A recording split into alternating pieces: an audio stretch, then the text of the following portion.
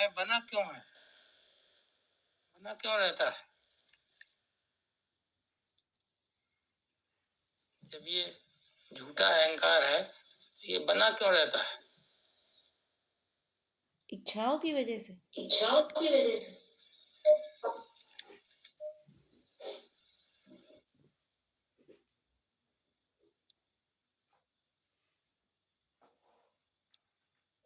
इच्छाएं भी तो झूठी हैं।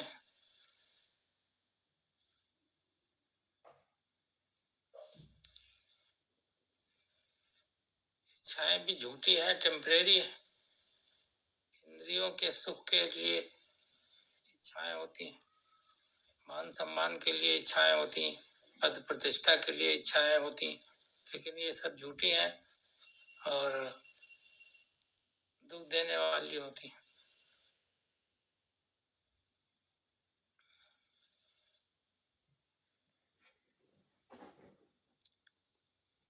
हम अपने को कुछ समझते हैं, इसलिए अहंकार बना रहता है। हर एक व्यक्ति अपने को कुछ न कुछ समझता है कि हम कुछ है। अब वो भले किसी भी क्षेत्र में हो। कौन किसका होता है? हम कुछ है, हम पढ़े लिखे हैं, हम अमीर, हम इस जाति के हैं, मतलब वो किसी न किसी रूप में अपने को महत्ता देना चाहता है। वो है सब झूठ। हम इस जात के हैं, हम पैसे वाले हैं, हम बड़े, हमारे पास पद है, हमारे पास प्रॉपर्टी है, हमारा बड़ा मान सम्मान है, घर में हमारी चलता है, हमें सब लोग मान देते हैं। मतलब कुछ न कुछ मैं को बनाए रखने के लिए इन सब चीजों में से किसी का भी एक सहारा लिए रहता है हर एक व्यक्ति, इसलिए मैं बना रहता है। जिसके पास इन सब में से कुछ जिसके पास इन सब में से कुछ भी नहीं होता, उसका भी तो मैं होता है। उसका भी तो मैं होता है। जिसके पास कुछ भी नहीं होता, उसका भी मैं होता है। उसका भी मैं होता है। जिसके पास कुछ भी नहीं होगा,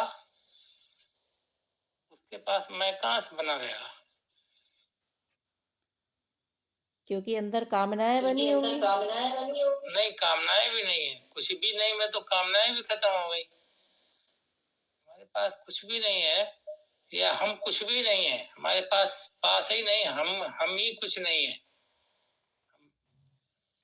हम पढ़े लिखे का अहंकार होता है, हम वो भी नहीं है, पढ़ लिख के भी अज्ञानी है। हम साधना करते हैं, पूजा करते हैं, इसका हम हो सकता है, इससे हम झूठा अहम पैदा हो सकता है, इससे हम बने रहते हैं। तो हम जब तक बने रहेंगे तो वो काम करता रहेगा हर एक रूप। ऐसा शायद ही कोई हो जो ये समझता हो कि हम कुछ भी नहीं है, हम है ही नहीं। कुछ नहीं मतलब हम है ही नहीं।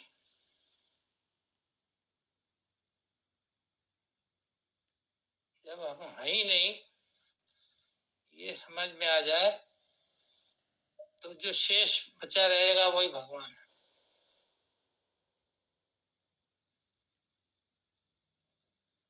उसका बोध जब ही होगा जब ही हमें ये बोध हो जाएगा कि हम कुछ है ही नहीं। जब हम नहीं हो जाएंगे तभी वो उसका बोध होता है। दोनों चीजें एक साथ नहीं होती हैं कि हम भी बने रहें और भगवान का भी बोध हो जाए। एक चीज रहेगी, या तो हम रहेंगे किसी रूप में, अहंकार के रूप में झूठे, और या जब हम नहीं होंगे तो फिर भगवान रहेगा। तो भगवान के बोध के लिए हमको कुछ भी नहीं होना है, हम कुछ नहीं है, किसी में भी कुछ नहीं है, सब कुछ वही है, उसी को पूरी समर्पित, अपने आप ही वो तो समर्पित, क्या वो तो समर्पित है ही है, वो ये समझ रहा है कि हम अलग हैं इसलिए समर्पित नहीं है। उसका ये समझना ये भ्रांति है कि हम समर्पित नहीं है। हर व्यक्ति समर्पित है, लेकिन फिर भी वो अपने को अलग समझ रहा है, अपने अपने अहम के कारण। हर व्यक्ति समर्पित नहीं, हर व्यक्ति वही है, भगवान ही स्वरूप है, लेकिन अपने अहम के कारण अपने स्वरूप को का बोध नहीं कर पा रहा है। हमें अपने वास्तविक स्वरूप का बोध इसीलिए नहीं हो पा रहा है कि हम अपने को कुछ और समझ रहे हैं।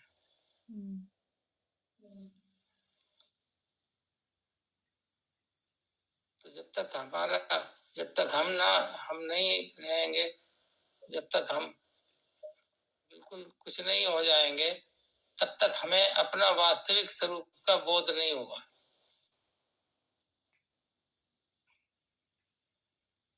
या भगवान का बोध नहीं होगा, एक ही बात है।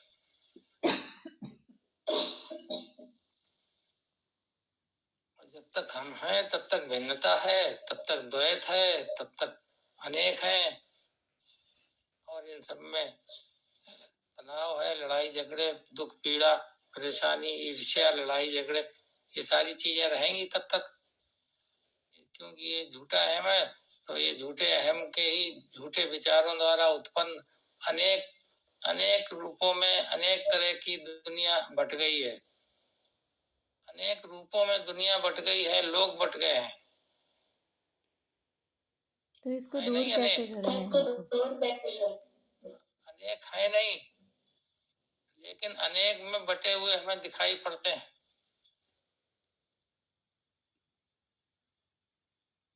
क्योंकि वो झूठा अहम मौजूद हो गया है किसी न किसी वजह से। हम अपने को समझते हैं, हम कैसे बात मान लें उनकी, हर चीज में हम अपने को वो महत्व देता है। तो नहीं मानते तो भोगो। जिसने अपने को कुछ भी नहीं समझ रख लिया है, उसने भगवान को भी समझ लिया, तो वो शांत हो जाता है। फिर वो शांत होते रहते हुए फिर वो जीता है दुनिया में मुक्त अवस्था में, और असलियत समझता हुआ ये सब भगवान के ही रूप हैं, भगवान ही अनेक रूपों में मौजूद है, भगवान ही प्रकृति के रूप में मौजूद है, भगवान ही अनेक मनुष्यों के रूप में मौजूद है, खेल खेल रहा है, एक वही रह जाता है, अनेक खत्म हो जाते हैं। तब ये हमारे अहंकार के कारण अनेक पैदा हुए, तो अहंकार झूठा है, तो अनेकपन भी झूठा है।